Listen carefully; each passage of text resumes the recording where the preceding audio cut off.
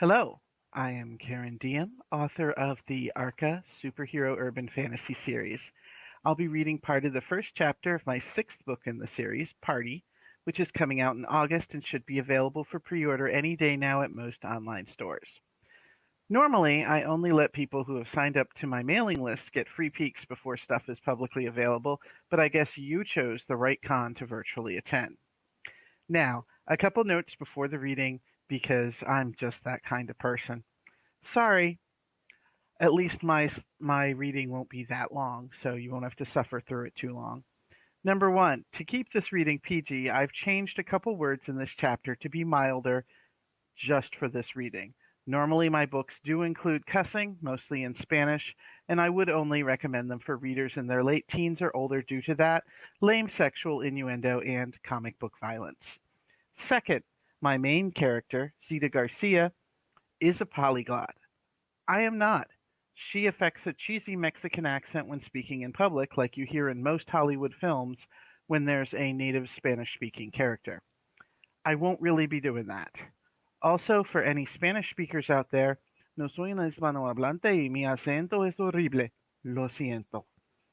Third note, since I assume most people have not read my books yet, feel free to correct that problem, by the way.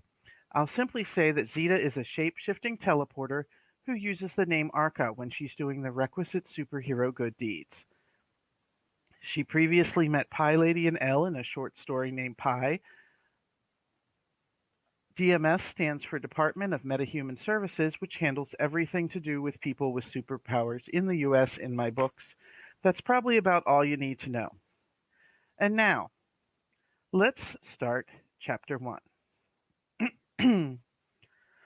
The SWAT teams waiting for her might have been a sign that Zeta Garcia needed to rethink her life choices. In the shape of a hawk, she drifted in and out of the clouds in a lazy circle, mimicking a real bird performing a similar spiral nearby. The person Zeta had come to meet, the Pie Lady, sat on a wooden bench by the water of a long, oval lake that filled the center of the park. As she knitted something pastel yellow, the older woman hummed. Her project matched the cheery flowers of her short-sleeved blouse, her lemon-colored capris, and the bulging tote bag sitting next to her. Even her hair projected her contentment, the fluffy short cut like a peppery halo of baking sainthood. Go to church, knit baby clothes while humming a happy song, and have the metahuman ability to bake pies so good they temporarily cure mental illness. Is she trying to be somebody's fantasy mom or something? I bet she's got snacks, tissues, and chanclas in her bag. What's her name again? Irma? Iris? Sita tried to remember while she scoped out the others there. Beneath the shade of a wide oak, a mud-splattered white SUV sat empty. A tired-seeming man Zeta's age stretched out on a bench by it. He had Pie Lady's facial structure, the tight body of a serious runner, and hooded brown eyes glued to his phone, making him the only other person in the park who seemed normal. Everyone else there was wrong. Nicely muscled, but wrong. When the Pie Lady waved happily at a fit young couple with a baby carriage, they returned only a curt nod. A dog walker with the balance of a martial artist walked multiple laps, a slight hitch in their stride that might signal a concealed weapon. The canine itself was on alert, with none of the expected joyous sniffing, marking, and dawdling. Two bird watchers had locked their binoculars on Zeta and the other hawk, completely ignoring the smaller birds in the nearby trees. By the shore, a fisherman hung out, busy observing his environs rather than the line drifting in the water. He had no beer, but a 3-foot-long duffel lay open at his feet, the bag lumpy with something too big to be a backup fishing rod. Landscapers poked at the dirt as a tray of flowers wilted beside them. The spotless pickup truck near them lacked any gardening equipment or racks for such. 4 black vans and a sedan sat neatly side by side near the handicapped parking spots. Engines rumbled in 2 of the vans, but the hard-eyed men in the driver's seats didn't even pretend to be doing anything other than watching their surroundings. Despite the heat and the humidity, all the suspicious strangers wore jeans and bulky plain t-shirts that didn't quite hide the outline of hidden vests on bodies that had clearly seen serious gym time. They also seemed to share the flat, assessing gazes of cops that moved endlessly over the landscape, as if expecting something or someone to burst out of nowhere. Someone like Zeta. She laughed at her own self-absorption. This is pretty far from home. It might not be about me. Maybe they're staking out the park because of drug deals or something. In any case, I promised Elle I'd help her learn to control her shifting, and it's been months since we last managed to meet. Screw it. I need to find out how the kid is doing, even if this place is oozing cops. Coasting on a thermal, she looped overhead, plotting the best time and angle to fly down and talk to the pie lady. The idyllic lake took up a fourth of the grassy park, complete with ducks paddling around. A stone statue of a man reigned over myriad flowers and butterfly bushes on a small island, the shrubs bright and oversized with late summer growth. At one edge, a short wooden pier extended out from a cute little dock that held only a pair of paddle boats tethered with chains. Wooden tables and a tennis court separated an empty playground area from a sturdy brown picnic pavilion. Carefully landscaped trees and shrubs forced otherwise straight lines to wind and meander, making the place seem larger, not to mention hiding Pie Lady's bench from sight at certain points. Zeta waited until as many of the roving cops were at the farthest end of their respective loops as possible. Trees sheltered her from the parking lot view and whatever hid in those vans as she landed beside the older woman and shifted to Arca. Her chosen form was almost identical to her natural one, save for the face, ears, fingerprints, voice, and long hair. She cleared her throat. The pie lady started. Both spoke. Iris, right? Elle's okay, right? Zeta's voice was thick with the fake Mexican accent that both hid her identity and soothed her nerves at the proximity of so much law enforcement. Where's Eleanor? It's Irene, actually. They blinked at each other. You don't know where she is? Wasn't she getting surgery and stuff for her bad heart? Did you just bring the cops with you for giggles, or was there a special reason? Zeta finally said. She adjusted her mask, fingers fussing over the smooth fabric, the same special material as the rest of her vigilante costume, a pair of capris and a sports bra. It was the only clothing she'd found that disappeared when she shifted shape, instead of getting destroyed or tangling her up. When she returned to a human form, the clothing reappeared. Given how weirdly upset people got when their rescuer was naked, that was a blessing. A glance around showed that the stroller couple and dog walker had spotted her and increased their speed. The older woman shook her head. What do you mean, police? I didn't bring any. My car's been acting up, so one of my boys brought me after he got off his shift at the hospital. Nobody else came with us. I haven't seen Eleanor since the last time I texted you her location. DMS took her after that, and nobody will tell me where she is, even though I'm her foster mother and we applied to adopt her. Her doctor said she needed more surgery soon, and I don't even know if she's received it. One of my other sons, a deputy, hasn't even been able to find out. Why would you ask me to meet you about Eleanor if you didn't know? Zeta gaped at Irene. You texted me, not the other way around. Now the cops make sense. I guess it is all about me. Caramba, I was hoping your town had a drug problem. If you see Elle first, tell her to practice like we did in the hospital. She sighed. Her back prickled and she scanned the area. The fisherman dug through his bag. The landscapers appeared to be attempting to circle around her. Irene gaped at her for a second and then she closed her eyes. What? Then that means. Zeta took a step away from Irene, preparing to fly. The stroller couple burst into a run. The female half shouted, Freeze! DMS! Lay face down on the ground and don't move! Her male partner trained a gun on Zeta, and the dog walker released his dog. It ran towards the bench. Oye! No need to get upset now. I didn't do nothing, Zeta said, raising her hands in the air. Movement through the trees and the sound of slamming doors made her suspect the vans had just opened up. Somehow, she doubted the van occupants were coming to rescue her. The dog was barking and closing in. Reaching into the carriage, The female DMS agent pulled out a small round item, yanked out a pin, and pitched it at their feet in a practiced move.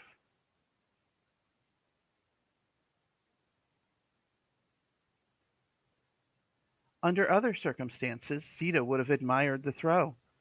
Before her conscious mind identified the grenade, she was already in motion. Shifting to a gorilla, Zeta grabbed Irene and dragged the woman to the edge of the pier, jumping in the water. Knitting needles clattered on the pavement behind them. "What?" Irene shouted as they submerged. Changing shape again to a freshwater dolphin, Zeta swam as fast as possible while hauling the other woman to the island in the center. Despite the short distance, she tried to surface a couple times for Irene's sake, but she stayed mostly underwater herself, not wanting to make either of them a target. With a quick switch back to gorilla, she hauled a coughing Irene out of the water and into the partial screen afforded by the statue and out-of-control bushes. Back where they'd been, a weird cloud of orange smoke swirled in a 10-foot radius. Instinct shrieked, and she whipped to the side. Something whooshed faintly. Irene stumbled and fell with a thump. Ow! Zeta changed to her Arca shape as she tried to haul the older woman closer to the statue for better cover. "You okay?" To her credit, Irene recovered her breath and her composure quickly, even though her fingers dug into Zeta's arm as they sheltered behind the warm stone. "Fine." Standing by the SUV, Irene's son clutched his phone to his chest but stayed out of way of the cops. The words DMS SWAT stood out on multiple backs as people in tactical gear swarmed through all 40 acres of the park. Some covered the sky while others combed the underbrush. The landscapers were tearing off vests and boots by the shore. "Goodness gracious, why does my arm hurt so much?" Irene slurred. Spotting a dart sticking out of the other woman's shoulder, Zeta plucked it out, setting it aside. "You got hit." "Air guns. Whatever they've put in there is taking effect awful quick, too. That can't be good. Dios, how did I miss they've got at least one sniper out there somewhere?" "I didn't know. Trap. Just wanna help Eleanor." "Go." Irene collapsed into the grass, her eyes sliding shut. Her grip gentle, Zeta eased the other woman over to rest propped up against the statue.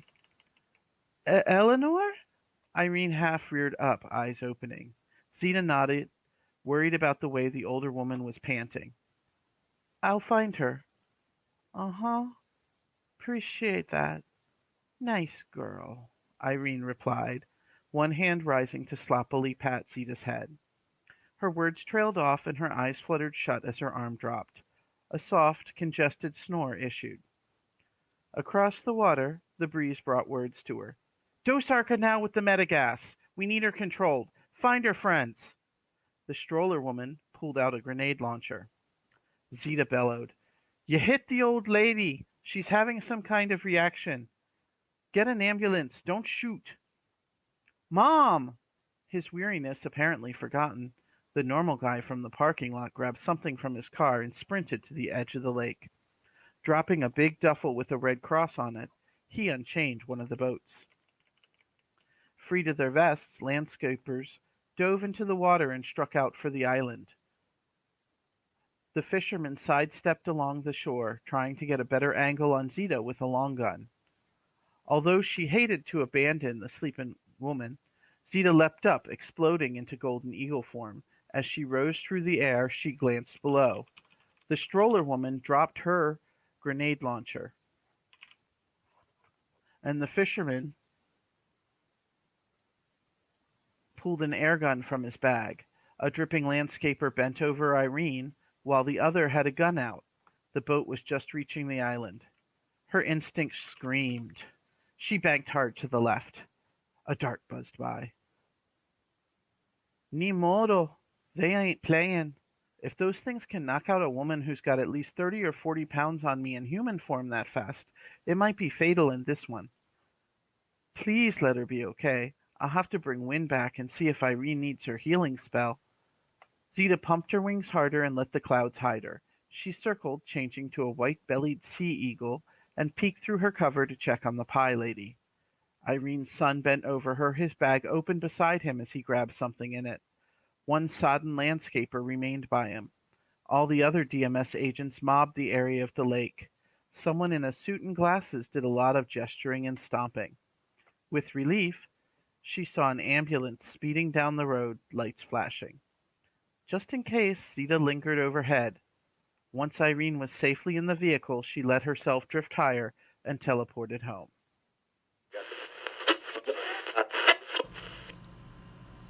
Sure Shot in Las Capas, The Case of the Absent Star, by Dawn Vogel, Chapter 1.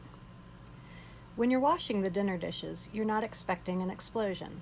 Unless you're me, in which case you're more surprised to discover said explosion wasn't directed at you. The blast was enough to rattle the window above the kitchen sink. My training kicked in, and I dropped to a crouch, certain I was about to have glass raining down on my back.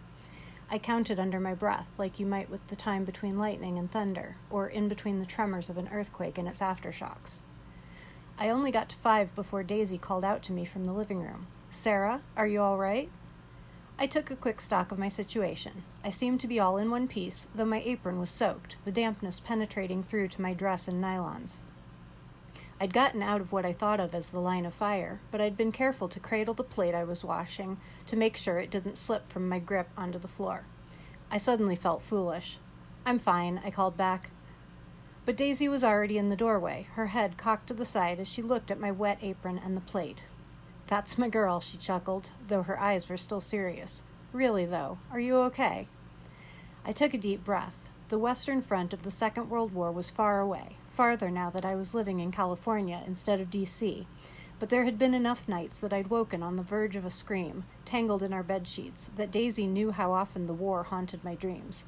She was always able to soothe me back to sleep, and I was sure she was pondering how to calm me now.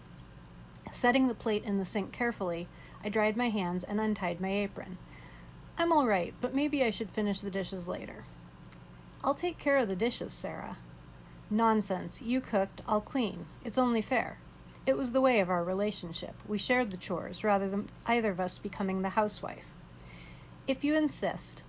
But her gaze flickered pointedly toward my small home office. "Go make some calls and find out what happened. You'll feel better knowing." A whine like a small propeller plane passed over the house, drawing my attention to the ceiling. For me, at least, the sound was unmistakable. That's General Justice heading toward the bay. I followed Daisy back into the living room, where she'd been reading through scripts sent over by her agent. Having worked her way up from small acting jobs, now she was getting to choose which projects she took. She left the scripts strewn about and drew back the living room curtains, revealing a fire in the middle of Las Capas Bay. The trailing light of General Justice's rocket boots was far enough from our house that it did little to illuminate the water, but the implication of an explosion, followed by a fire in the bay, was that a boat had been the target. General Justice being first on the scene was no surprise either. Retired Air Forces General Richard Justice was known as the preeminent superhero of Las Capas, and his house wasn't too far from ours, just a bit farther up the hillside for a more commanding view of the bay. "Well, if General Justice is on the case, I guess there's not much for you to do," Daisy said gently. Though I was retired from the superhero life, it hadn't been all that long ago that I had been actively fighting crime. It stung a little to be left out, and Daisy did her best not to reopen that wound. But she was right. I didn't fly or swim, so my helpfulness at a crime scene in the middle of the bay would be non-existent. At best, I might get called in to help with the investigation, if this wasn't an open and closed case. "Only one boat out there tonight," I mused, the wheels in my head already turning over the details I had. "Seems like there should have been more?" Daisy asked. She loved playing along with my investigations, whether we were speculating about the secret lives of our neighbors or it was a case I'd been hired to work. It looked like a storm earlier, so perhaps not. I tried to estimate the size of the boat based on General Justice's silhouetted form. It's not a fishing boat, something a little larger, but not ostentatious. I wasn't likely to spot the name painted on the side of the boat, but I craned my neck all the same. A jagged streak of icy blue arced across the sky, coming to a quick stop just above the fiery wreckage, and a moment later the flames began to subside as Cyclone opened a small rainstorm on the boat. She'd moved quickly to arrive here from the east side of the city, or perhaps she had been out on patrol and spotted the explosion from her vantage point in the skies. "Front row seats to some superheroics," Daisy said. "Remind you of home?" I shrugged. It did, even if Cobalt City had dramatically greater numbers of superheroes than Las Capas, or even the whole of Cerulean City. But I'd left Cobalt City and the disapproving gaze of my father, and I'd left the mantle of the huntsman to my brother, Matthew, entirely now, unlike during the war, when we both wore the cape and cowl, he in the States and me in Europe. Nights like this reminded me why. In spite of our family legacy of protecting Cobalt City, the huntsman had never had powers, just skill. General Justice had his self-built power suit, and Cyclone had inborn powers. They were the heavy hitters. Other superheroes, some powered and some not, filled the second string. I would come in as third string, at best, if I were still doing the superhero thing. Which I wasn't, I reminded myself, letting my half of the curtains drop back into place. If my services were needed, in this case as an investigator, my answering service would let me know. "I think the show's over for now, Daisy. Do you want any help practicing your lines?" Daisy released the other side of the curtains and looked at me wistfully. "No, I'll help you finish the dishes, and then I think we could both use an early night tonight. My makeup call is early, and you may have a case." "How do you figure?" "A boat that size could belong to half of the nouveau riche in Las Capas. Someone's going to want to know why it exploded," she grimaced, "and who was on it." The next morning, I picked up the newspaper from the front porch. My eyes were bleary until I had my coffee, so I dropped the paper on the table and busied myself with getting out dishes, awaiting the coffee Daisy was brewing. Only Daisy's sudden gasp pulled me out of my morning routine. She stood with the coffee pot in one hand, her other hand over her mouth, and a look of shock in her eyes. "What's wrong? Did you burn yourself?" I asked. She shook her head and pointed to the paper. The headline read, "Warren Glenn, Victim of Boat Explosion." My heart plummeted into my stomach.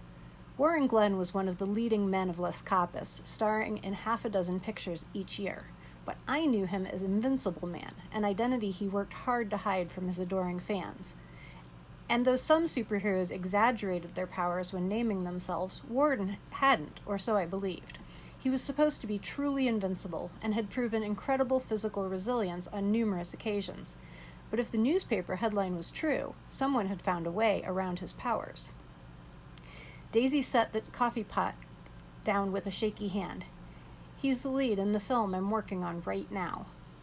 I regained enough of my senses to wrap an arm around her shoulders. Though she and I had lived together as a couple for the better part of 2 years, the secrets of a certain subset of my associates hadn't reached her ears. I was busy trying to puzzle out what happened. She was grieving a coworker.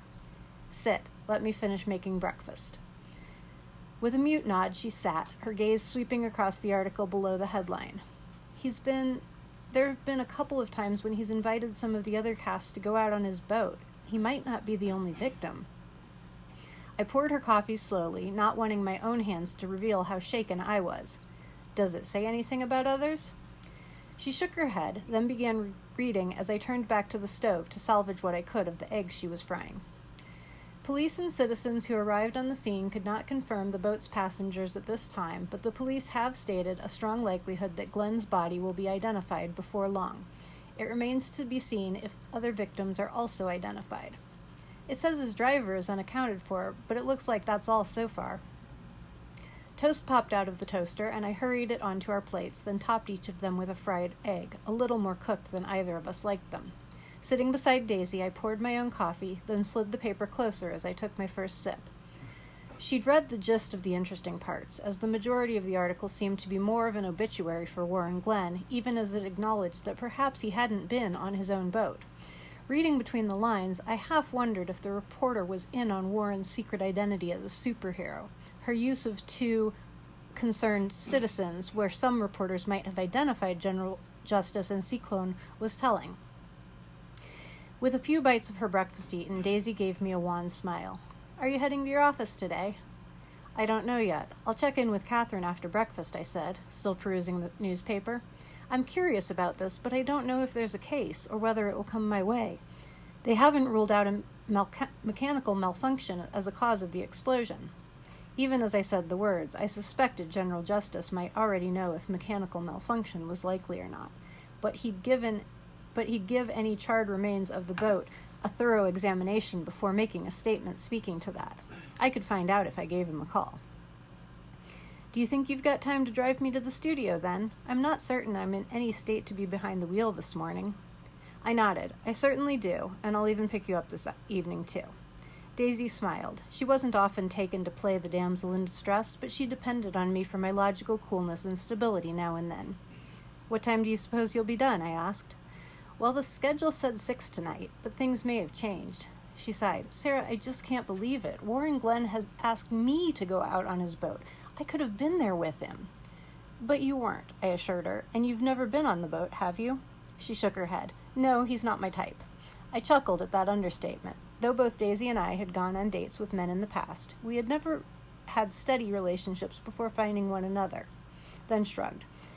The truth is, there are all sorts of things that could take us out of this world at any moment. Heaven knows I've seen more than my fair share. But we're both still here. Daisy smiled, her eyes lighting up with real joy as she leaned in to give me a quick kiss. And I'm all the happier for it. Her gaze slid up to the clock. But if I'm going to make my makeup call, I'd better shake a leg. Daisy had people to do her makeup when she got to work. I had to do my own, simple though it was, which meant we were still home when the phone rang. Sarah, it's Catherine, Daisy called. Catherine was my secretary, more or less. I didn't have enough clients to maintain a 9-to-5 office presence, so I'd hired her as an answering service. She took appointments via phone and let me know when I needed to be at the office. She did similar work for other PIs and half a dozen other professionals in the Las Capas area. Picking up the phone receiver from where Daisy had left it, I said, Morning, Catherine. Got something for me today? Morning to you, Sarah. And yes, got a call for you first thing this morning. A little overly distraught, but I got the details worked out. She agreed to a 1 p.m., but if you can do earlier, she'd take that. I wasn't surprised to hear the potential client was a woman. Something about a female PI seemed to ease the minds of other women. In Las Capas, it meant she suspected her husband was cheating on her, which meant weeks of late nights at seedy bars. It wasn't my favorite work, but it paid the bills. I glanced at the clock and did some calculating. I've got a bit of running around to do this morning, so let's keep it at 1. What's the case? Oh, you'll like this one, I think. It's a double case, investigating a murder and a missing person. That was a bit of a twist. Does she think they're related? Catherine chuckled. In a manner of speaking, yes. The prospective client is one Clarice Glenn. My eyebrows raised at that. Clarice Glenn, as in... Sister of Warren Glenn, yes. She wants you to find out who killed Warren, because she's certain it was murder, but also find out where her other brother, Archibald, might have gotten off to. Daisy had come back into the living room, and I looked in her direction, my expression still one of surprise. She returned my gaze, but with a more quizzical quirk to her eyebrows. Lurking behind that, though, I could still see her nerves weren't all they should be today. I'd promised her a ride to the studio, and I wasn't going to change my plans, no matter how curious I was to meet Warren Glenn's sister and get information on this case. Thanks, Catherine. I'll be in the office by 1. Wonderful. I'll confirm with Miss Glenn. As I hung up, Daisy asked, You've got a case? My gaze flickered toward the living room windows, curtains drawn back to reveal the bay in all its sun-dappled morning glory. It was a much different sight without the flaming wreckage of a boat in its midst. You were right. Warren Glenn's sister is coming by my office this afternoon. Not only does she believe Warren might have been murdered, there's a missing brother, too. Missing, huh? That sounds suspicious. Maybe. I'll wait and see what the sister's got. Too late. I can see the wheels are already turning in your mind, Daisy said, smiling. You'll have to give me all the details later.